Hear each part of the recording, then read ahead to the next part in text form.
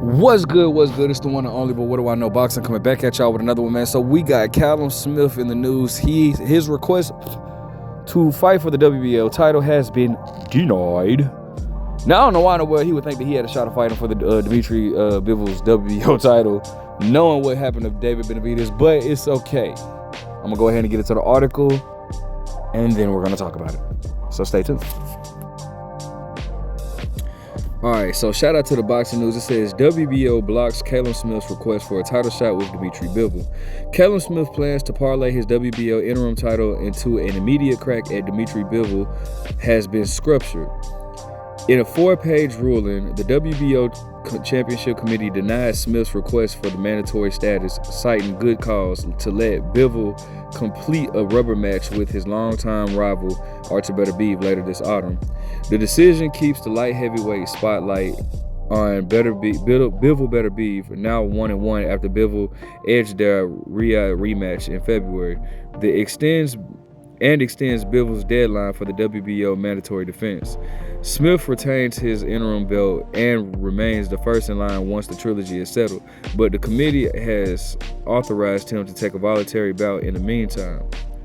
That meantime already has a target. Sources on both sides say the summer showdown with fellow Brit Anthony Yarde is close to finalized for in August in Riyadh, part of Turki Al-Sheikh's next Matchroom Queensberry joint card. Yarde's trainer, Tunde, claims the deal was sealed in February. I did a video about that. Y'all should check that out. And the WBO ruling now removes the last scheduling hurdle. Smith earned his interim strap by outpointing Joshua Buatsi in the February thriller, hoping to force a second world title try after last year's knockout loss to Beterbiev. Instead, he'll risk that position against heavy-handed Yarde while Bivol and Beterbiev settle their score later this year. All right, so listen, I think that's a fair call, bro. I mean, Bivol already. I mean, that would have made Bivol look very bad for him to, all right, accept I don't even know why Callum Smith would think that would be even possible, because I mean you saw what happened with Dmitry Bivol and David Benavidez. So what would make you think that he would be able to fight you? You already saw that he's already tied up. So I don't know why they thought that would work, but it is what it is. I guess just like the title of my channel. But what do I know? Now listen, man. I understand he wants a title shot. These guys are forced to make these, take risky fights. You know what I'm saying? David Benavidez took on David Morrell, and Callum Smith is taking a risky fight by fighting Anthony Yarde. Anthony Yarde is a heavy-handed fighter. I just did my thoughts on that fight or whatnot. But listen, it is what it is, man. Right now, the titles are being, pretty much they're tied up. Whereas you got David Benavidez, who is the WBC champion. So shout out to David Benavidez for that. If I'm Callum Smith, I'm either trying to fight David Benavidez or a fight with Anthony Yarde is it's a really good fight. But I don't think Callum Smith beats Dmitry Bivol. Although, as crazy as it sounds, I think he actually gives Dmitry Bivol a hard fight, though. I think he puts up a better fight with Dmitry Bivol than he did with Artur Beterbiev. And that might sound a little crazy, but it's just the truth. I think their styles, I think Bivol's style is more acceptable to Callum Smith than the likes of Artur Beterbiev, who's just a dangerous fighter or whatnot. But regardless, though, I'm gonna be honest, I still see the results the same. I see Bivol beating Callum Smith 116, 112, 8 rounds before. I don't think it's that much of a difficult fight for Bivol. But it is what it is. So shout out to Callum Smith anyways, regardless. But I mean, yeah, I just think that right now he should just focus on Anthony Yarde, make that fight. That's a huge fight for the UK. Go ahead and make that happen. I will tell you another big fight. I would just, I kind of mentioned it earlier briefly, but I would love to see I would love to see Callum Smith and David Benavidez. I think that's a very good fight. People in America might sleep on Callum Smith, but Callum Smith can fight, bro. That dude can really fight, bro. I think that makes for a really great fight. I would love to see that fight. You know what I'm saying? I think that that probably would be David Benavidez's toughest fight to date, if I'm being honest with you. Because Callum Smith is going to be there to fight. Callum Smith could possibly beat David Benavidez. I'm not saying he would beat him, but it's definitely possible. I would have a 60-40 split for David Benavidez, but that's a tough fight or whatnot. Now, Callum Smith wouldn't be able to fight. I don't think he should fight Benavidez the way he fought Boatsy, meaning that I don't think that he should try to fight Benavidez on the inside or coming forward. I'm not even gonna say on the inside, because if you can tie up with Benavidez, because Benavidez stands straight up, he's not a fighter that really bends his knees a lot, right? So what I mean by that is, when you have a fighter that doesn't bend their knees, if you can take it to him on the inside, a lot of times you're able to have your way on the inside a little bit more.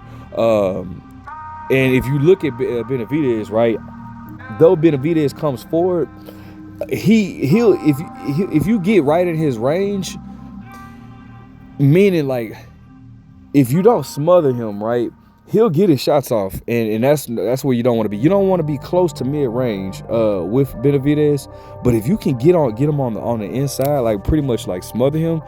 Benavidez is like I said, he stands up straight. You could pretty much, you'll have a better shot. I'm not gonna say you're gonna beat him, because you never know what adjustments Benavidez has to make. But another thing though that we all know that gave Benavidez an advantage, and this just my opinion, or not really my opinion, but Benavidez is a big dude. So at 168, he is a big dude. He's a big dude. You know what I'm saying? So he definitely had the size advantage going into fighting at 168 or whatnot. Now, but at 175, that advantage is not really there. He's fighting bigger guys, and that's possibly why we haven't seen a knockout from him. Now, I know with Alexander Gozvic or whatnot, he did state that it was like some type of injury that he was fighting through. I think it was with his hand or whatnot, right? So you take that with how you want it, and then obviously when he fought David Morrell, and David Morrell is a tough Cuban.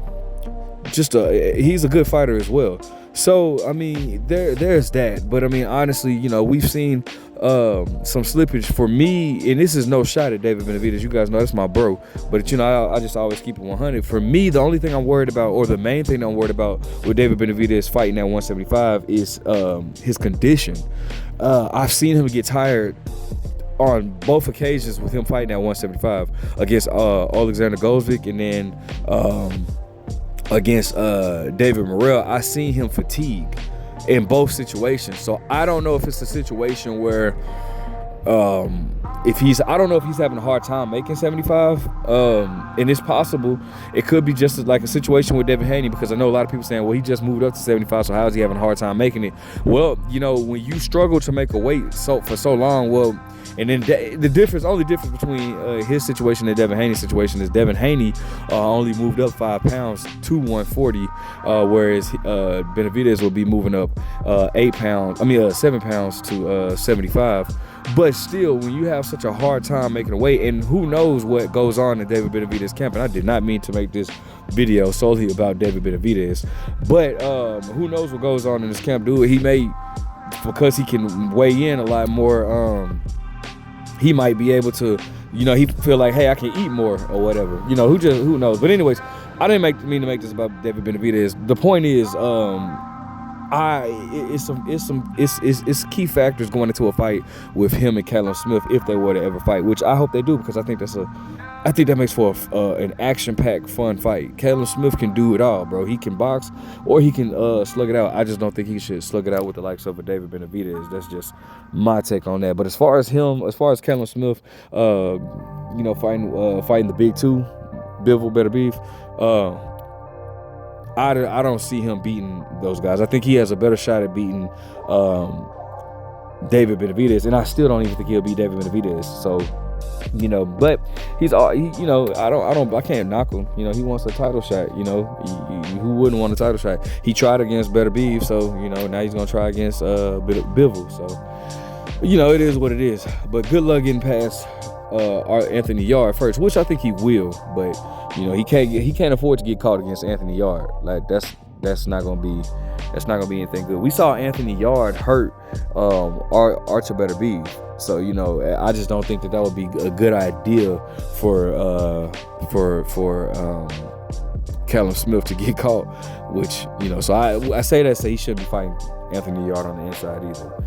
But that's just my take on it. Let me know what you guys think. Make sure you guys like, comment, subscribe. Who do you see winning that fight between Callum Smith and Anthony Yarde?